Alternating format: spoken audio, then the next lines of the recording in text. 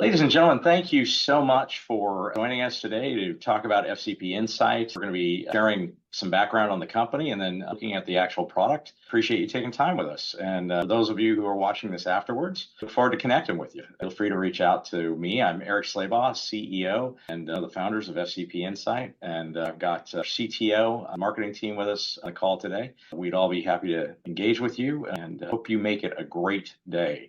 With that, we're going to talk about the features of FCP Insight. But before we do, let's take a quick and give you a little bit of background on who and what we are. A little bit of housekeeping. Please do mute your speakers or your microphone if you're not speaking. We will have an opportunity for Q&A at the end of it. If you do have a question as we're moving through the presentation, please put it into the chat and we'll make sure to come back to it. And please know that we are recording this both, just to study how we're doing our presentations and for future marketing. So just be aware of that. And thank you very much for your acceptance of that. By way of background, myself, Kevin Delargy, co-founders of the company. Kevin has more than 20 years of experience developing robust software platforms that are really tailored to the needs of the user, not necessarily what a programmer wants to write, but more working on making sure that it's a solution that's intuitive and that's effective for the people who have to use the platform on any given period. And Kevin's done a wonderful job. The product has been developed in a sibling company over a 20-year window. We're in the process of really taking it to market now. We've got some customer adoption and we're excited about that. The problem that we're solving is the construction industry, by and large, even today, remains one of the least automated industries in the world. There's several hundreds of thousands of specialty contractors. Many of them are key target market electrical contractors, several hundred thousand of those. And, there's estimated $77 billion in lost revenue or profit due to the lack of automation. So many contractors, as we speak with them today, they have a disparate tech stack or they don't have a tech stack. In some instances, they're still using manila envelopes, which is just fascinating, and or spreadsheets to manage scopes of work. And the challenge there is that's great if you're a small single person doing work, you can keep that on your laptop. But as an organization starts to grow, the complexity of communication becomes a challenge. And that's where having a central repository of key information that brings all of those disparate systems together under one platform makes a huge difference. The addressable market's about 1.7 billion. As a SaaS model company, we're looking for a small percentage of that to make this a very robust and profitable business. We've got over 2 decades of using the system inside of EBSCO Solutions. Over 8,000 projects have run through that, several thousand service calls as well. It's a feature-rich product that's SaaS model, cloud-based on Amazon Web Services platform. It's fully integrated with QuickBooks Contractor, and we're wrapping up the QuickBooks Online here in the next couple of months for everybody that uses QuickBooks Online. QuickBooks being the most commonly used accounting package inside of small to mid-size contractors in the specialty contracting market.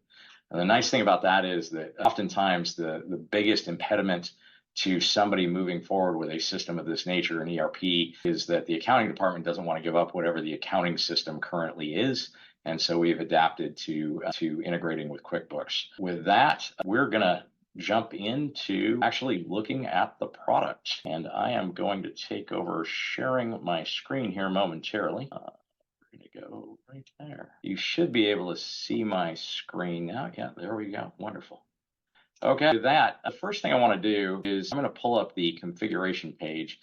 And one of the things I want to talk about is the flexibility of the system. We realized a couple of years ago as we started to look at how do we bring customers into this platform, that while the platform had been built over a 20-year period and was exceptional for the company it was built for, the platform needed to be adaptable and flexible to meet the needs of other contractors whose processes may not be identical to the system that the company that initially was using the system.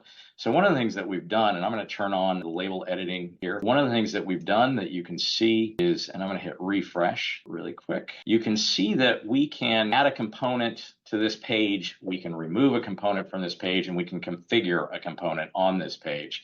The other thing that we can do is we can come in and configure naming nomenclature. So if I wanted to make this, instead of job name, project name, I can do that. And it will make that change for all of the users on this instance of the system. Now, I'm going to change that back because this is an actual live system. So we're going to make that change back to job. And there we go. And then the next thing I'm going to do is I'm going to come back in here to label editor and turn this off so that I don't make any inadvertent changes to the live system. But what that allows us to do is it allows us to create those data points that are most commonly used, but they're not used by everybody. And so it allows us to literally remove those from pages so that we can drill down to what do you as a customer really need to be able to utilize the system, and how do we minimize the amount of activity or input that an individual has to have for a sheet or a page to be relevant to them. The next thing I want to look at is the ease of estimating. And we've done some things here that every time we show this off to a contractor, that gets a little bit of a wow factor, which makes me excited. We have a number of different tabs that break down what it takes for a contractor to build out a project or a proposal for a job. The first tab, and I'm actually just running through them. We've got the general tab. We have an equipment summary tab, and then this particular instance uses what's called equipment groups, but you could just put equipment in or materials in on the equipment summary page. And then we have a labor tab that you can break down the labor units by one to many phases. And that labor tab is a huge benefit, and I'll show you some of that here in just a moment as to why that speeds up the proposal process. We have subcontracting so that you can add contractors pricing to your proposal and mark it up appropriately. We have other, which is calculators for things like travel, airfare, per diem, lift rental, so that you can add the cost of it, number of days, number of technicians, parking, things of that nature. Then we have the pricing tab, which gives a summation of everything and allows you to make some adjustments for things like margin adjustment. We have terms and conditions, and one of the benefits there is that we've created it in such a way that you can put a term or condition, inclusion, exclusion, limitation terms at the master level of the system behind the wall, so to speak, behind the curtain, so that the average user isn't going to make adjustments to those. You can then populate notes quickly, and I'll show you that in just a moment. And then last, we have the ability to create a document tree that is a corporate standard document tree for each instance of this system, so that individual users can identify what's important to them in a document tree and create consistency from one project to the next. Just looking at the left-hand side, to run down this particular instance, and again, this also is flexible. We have users who now have a couple of extra tabs on them. This particular instance will migrate here before too long so that financial reporting and those finance reports are broken out separately. So we can adjust those actual individual tabs. But for now, let's look at the sales process. On the general tab, you have the ability to put together a proposal. What is it based on? What is the desired outcome? You can track marketing and lead information, and then you can also track what changes have been made on a proposal and by who, so that you can see the progression of a proposal's development. One of the things here that is highly beneficial is I could, and this is one of those wow factor items, I could copy this proposal for this project, which means it would give me a -2. So if I had a version where somebody wanted 10 of something, but they wanted an alternate proposal that was for 20 of something, I could literally copy this proposal and just do a -2 and send them both versions of that to choose from. I could also copy this proposal for a new proposal. An example of that, let's say we're doing Nordstrom rack renovations, and we did Factoria in Washington, and now we're going to do the Oregon store. The specifications may be identical, and so the notes are identical. The equipment list may be identical. I literally can copy that proposal for a new project and add a new facility to it. So now I went from Factoria to the Wilsonville venue. Next, you can copy this proposal for a new project altogether, which is a benefit. Excuse me, that actually is the Nordstrom rack scenario. I can copy this. Next one is bid this proposal to another customer. So in that scenario, I literally could add it would bid this proposal number, because all I'm going to do is add another user. And then actually, we'll go ahead and do that in this scenario just as if I'm going to type in SCO as the customer, and we can hit save. And a benefit there is that I can now select from the contacts at ABSCO. I'll use myself as the individual that we're bidding this to. Now, the interesting thing here is I don't want this, I'm only going to have this item in my sales funnel one time. I don't want to inflate my sales funnel artificially. And so I can delete that from sales reports so that my sales funnel remains accurate. The last one that I skipped over earlier is copy from this proposal. This gives me the ability to enter an estimate number that I want to take information from this proposal, either the equipment list, special pricing, or terms and conditions.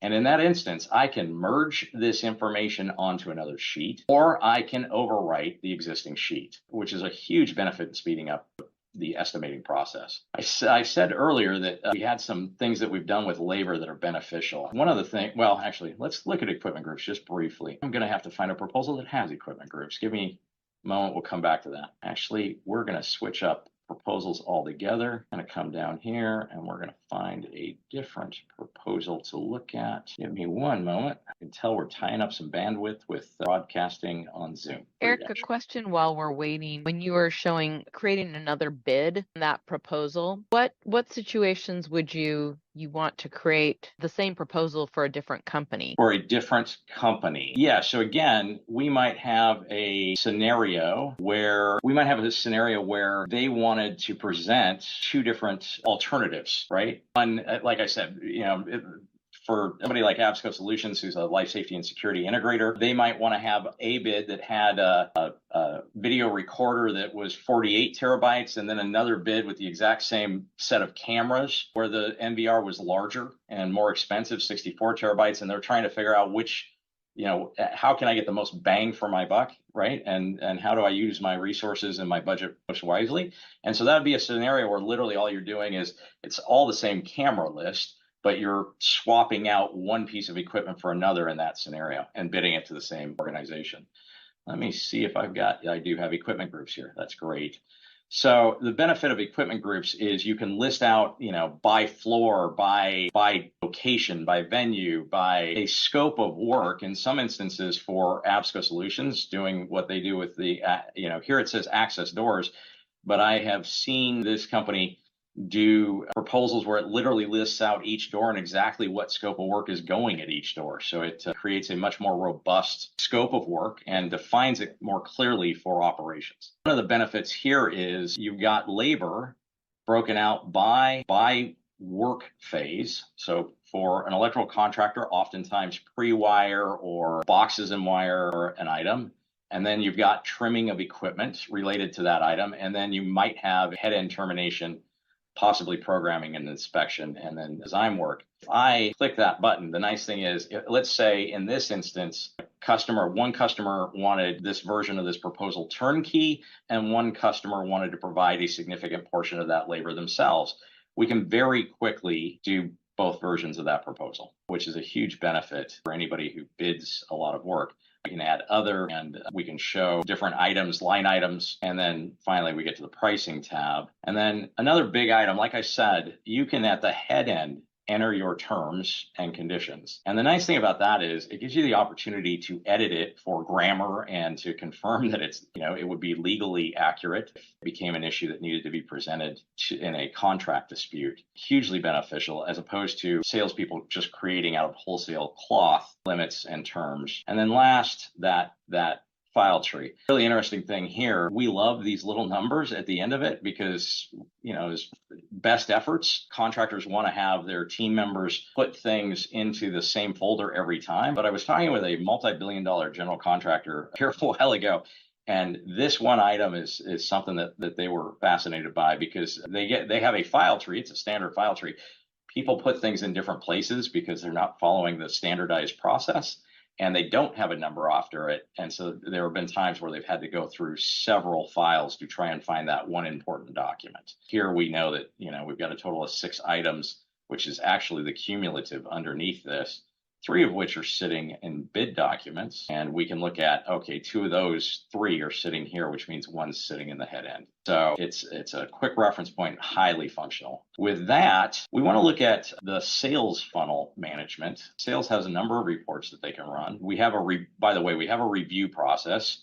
Not all of our customers want a review process. And so the nice thing is we can literally just remove that from the system without additional programming. It's literally me, a layman, to some extent, perhaps a Luddite, going in and just removing that from the system. It's pretty easy to do. With that, I am going to go into expected to close. And if we pull this up, take just a second because it's bringing in a lot of data. We look at March, and I'm going to go to 70% likely to close. The nice thing is again, as you manage the sales funnel, what we really want to know is what's 70%, what's 80% likely to close. This $9 million will obviously drop by a significant amount at 80% likely, but $2 million is not too bad at 80% likely.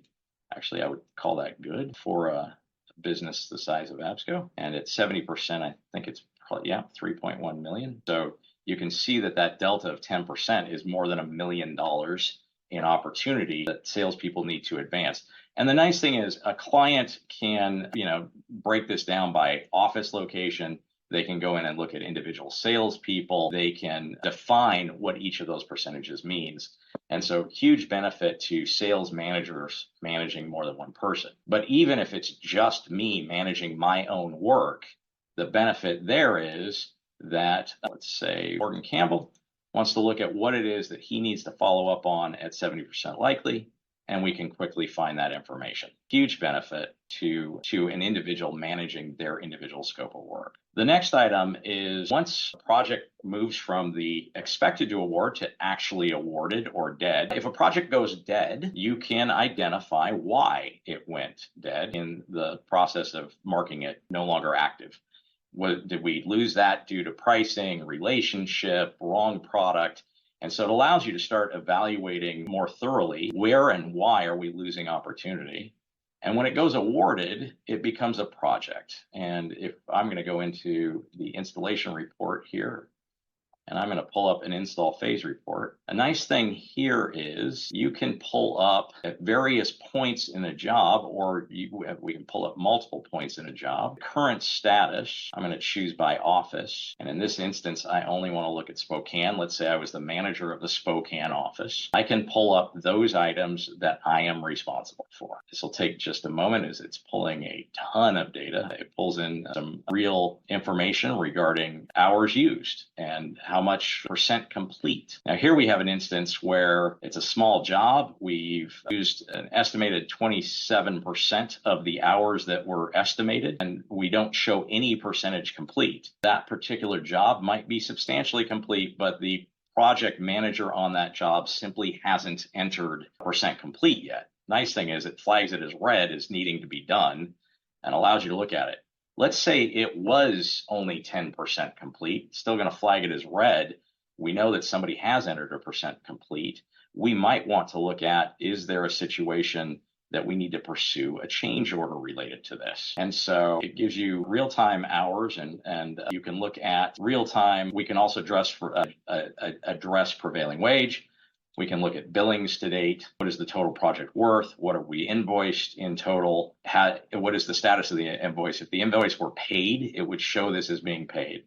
So as a project manager, I can drill into a job very quickly and manage my scope of work and where my profitability is, what I expect profitability to be at the end of the job. We also have real-time WIP report, work in progress. Interesting thing, it takes about 20 seconds to actually pull a WIP report on the system. Can take a little longer, depending on how recently the report was run. But I've talked to contractors and CPAs who say that a WIP report for their companies takes days, not seconds, 4 days to figure out what the work in progress report looks like for monthly adjustments, month end for the P&L. It's a big deal there. Again, in this scenario, we have a number of different areas that you can look at. The general tab is just general information about the project. You can add contact information. You can add inquiries. There's a whole list of things that we can do. And again, we can eliminate any and all of this from somebody else's user screen. They have a different need for it than this company does.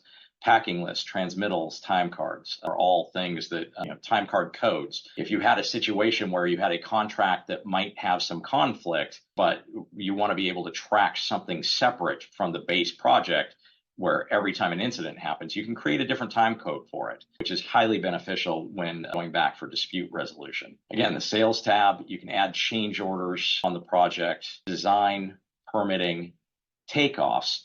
Oftentimes, contractors, when they bid a job initially, the design gets done and the design is slightly different than the bid. I don't think anybody's paid for a perfect estimate. As a matter of fact, most people don't pay for estimates.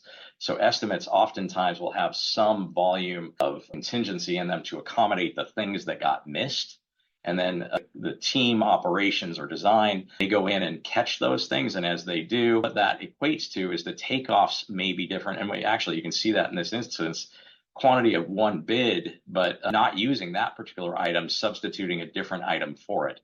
That might be something like the product that was going to be used was discontinued. We have the ability to track submittals and O&Ms, and you can actually add PDFs in the system to quickly produce documentation related to a project. This integrates again with QuickBooks, so it pulls information in regarding purchasing and tracking of shipping. You can track your individual change orders if we had any. We can look at the percent complete. Operations can do scheduling and track team members. We can create schedule of values. Contractors who do large scopes of work oftentimes that are build in progress billing have to do a schedule of values associated with the job in order to send a bill. And that would be, this is what we've delivered to date to the site, and this is what has been completed so that we can get paid. And then again, the labor hours, the costing, all things that a project manager and higher level management might want to see.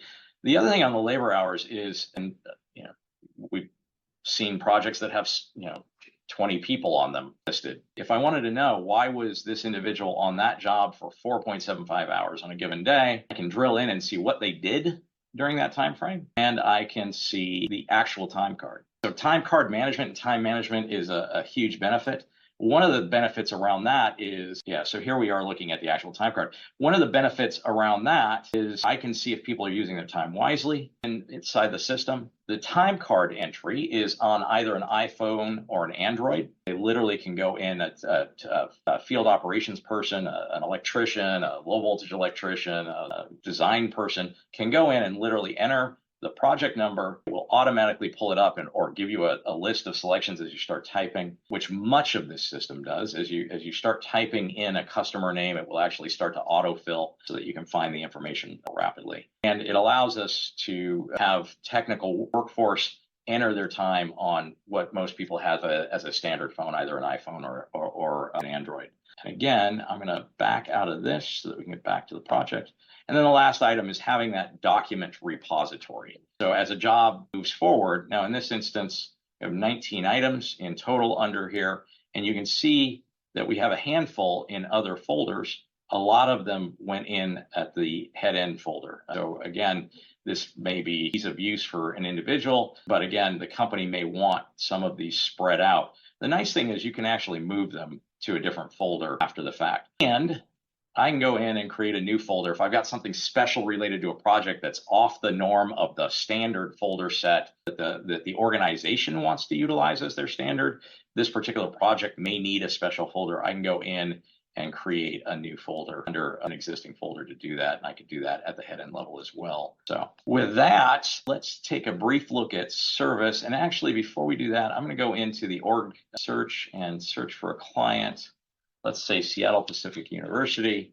And I do that because I know that if I could spell, we'd be in great shape. Seattle Pacific University has been a customer of Absco's for 30 plus years. And because of that, there's a very robust set of information in the system having to do with their facilities. This will take just a moment to propagate as it pulls in contacts, facilities, etc. So if you give me just a moment, that probably did it. It did. Long list of clients, long list of facilities. One of the benefits there is that if you go into an individual facility, we can look at inspection reporting, most recent service calls, who the technician was. And the benefit here is field staff can have access to much of this information. And that's one more thing we should talk about just briefly. The system has the ability to partition off who can see what. So if I want my project manager to be able to see the financial reporting on a job, the real job costing and the P&L related to an individual job, I can set it so that if they've been assigned to that project, they can see that information. but that we can also keep them from seeing that information on every tab or every project. And it allows us to really delineate read, write responsibilities for pretty much everything you've seen here, which is a huge benefit of an organization. The other thing is you can do that by role, and that's an important piece. If you have a project manager, the project manager role, whoever was assigned to that project can have that access, where no one else may have access to that except upline management. And so huge benefit to be able to do that by role, because that way you don't have to make individual assignments to individual projects. Again, very robust piece. We have the ability to do scheduling. You can do scheduling actually a couple of different ways. You can do scheduling by office and individual. You can do it to see staffing. You can do scheduling by calendar. And I know that there you go. I know that this organization is utilizing that for service and putting scheduling. The scheduling can send calendar invites. And so scheduling is a big piece of this, automating that process for an organization that does service work and giving the technician the ability to hit a link and go in and look at, what am I doing? I managed to pick something at SPU, which is fascinating in and of itself. This technician will be doing work at SPU, and here's the work that was done, here's the work that was slated, report time against it, and so we can see time card entries associated with this particular service call. And it allows for the automation of billing.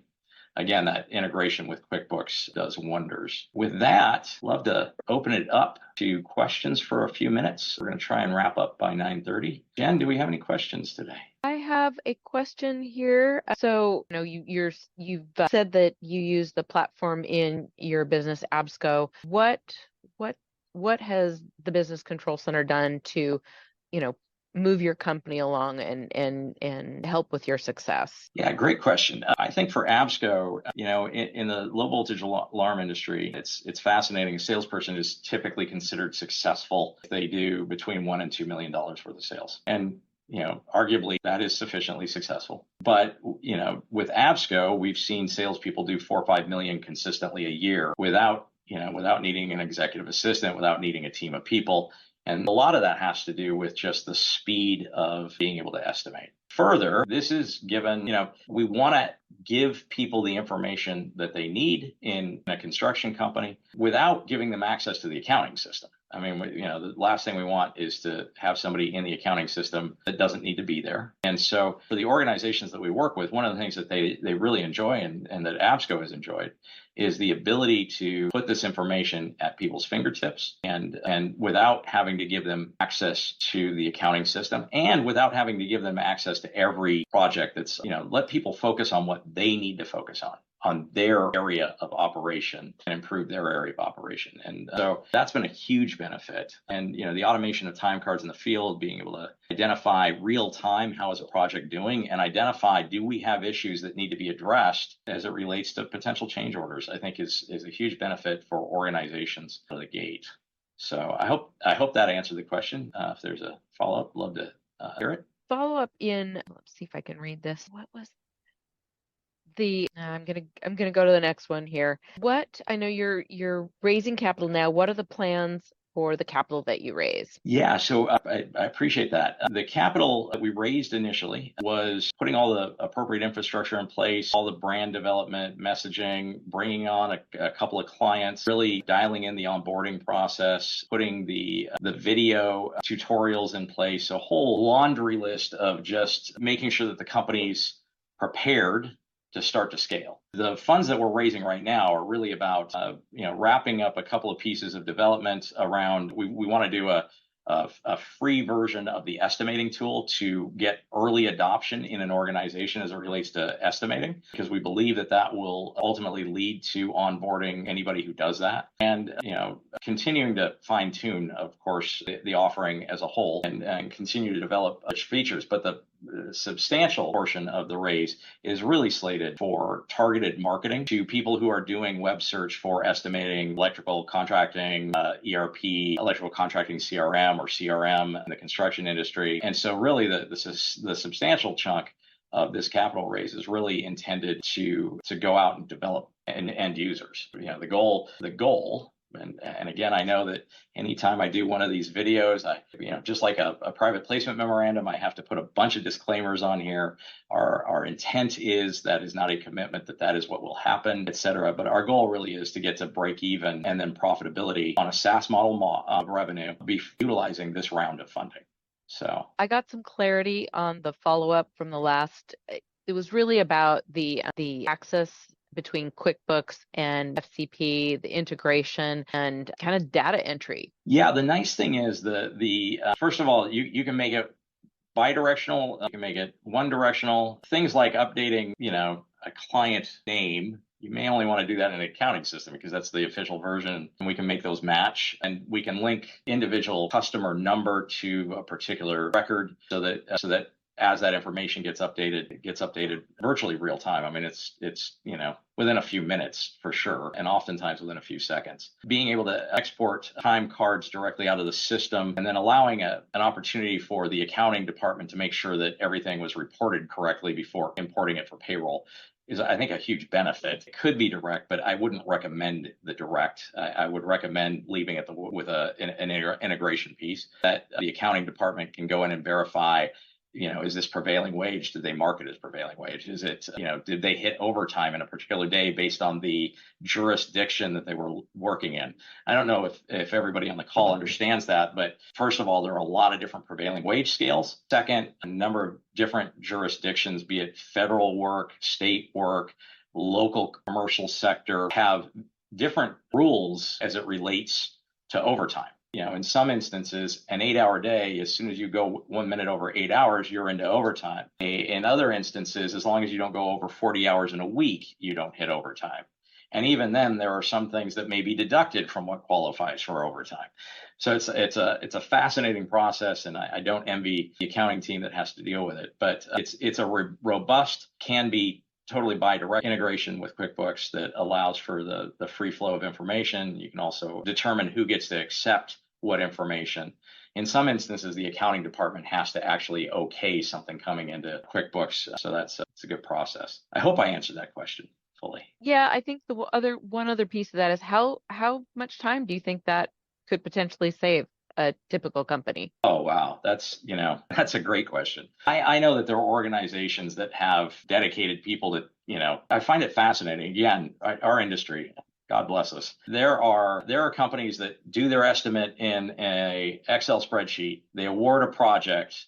They re-enter all that data into some form of project management. They re-enter all of that data into their accounting system. And, maybe the estimate took 3-4 hours to build because they had to really think about what they were doing. So maybe the data entry only takes an hour each time it gets moved. And then, take that a step further, being able to track the accuracy and continuity of that information. You now have 3 points of data that are not integrated with one another. And so maybe it got changed in the accounting system, but never got changed in the project management system. Or what might even be worse is maybe it got changed in the project management system. We had 5 more of these that we needed to do, but it never got updated in the accounting system. And suddenly we're looking at a project going, why are we upside down on the P&L when we think we're running a good project? And so it's not just the savings of time.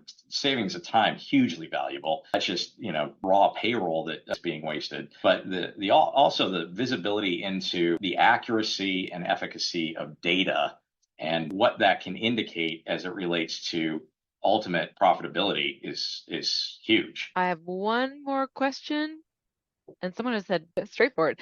Why should I invest in FCP Insight? Yeah, I absolutely believe that we are going to do some great things inside the construction industry, and that this is going to be a profitable and successful venture. Again, I know, private placement memorandums would say you should never invest in any company. The internet's going to crash. Employees are going to stop working. You're not going to be able to get construction materials. I know many of the investors on here have read PPMs and may have even conducted a raise or two themselves, so they know exactly what I'm talking about. It's really entertaining to watch how lawyers write things. But I truly believe that we have the right team and that we are ideally positioned right now to go be successful. And it's been 20 years of development and significant investment to get to this point. millions and millions of dollars to get to this point, and worth every cent for the company that was originally developing this intellectual property. But now we have this intellectual property in its own organization that is ready to take advantage of that opportunity and take this to market in a very significant way. So, I would ask you to feel free to reach out to me directly and have a real conversation one-on-one if you're interested in making an investment in FCP Insight. I'd love to talk to you. I know that we've got a couple of existing investors that are going to be shooting some video here in the not too distant future to talk about why they're invested in FCP. At least one of them is gracious enough to I know he's going to say some things about my character and a belief that we can make a difference. Appreciate him for it. But, really, I have every belief that they're going to make good for his investment in the company. Time will tell, and I can't guarantee anything. But I truly believe we're going to be able to make something special out of this. So, Jen, anything else? Thank you, Eric. I have not gotten anything else. Are there any other questions?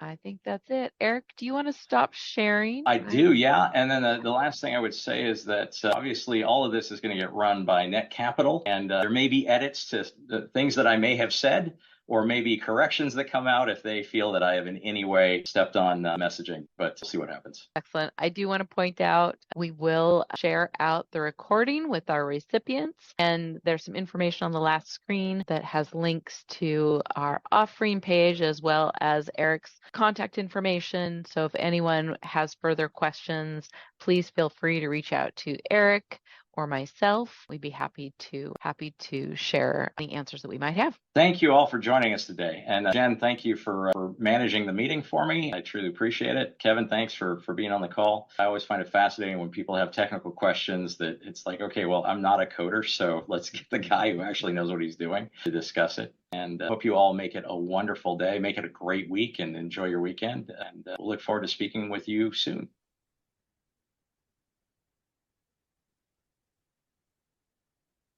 All right, thank you. Thank you.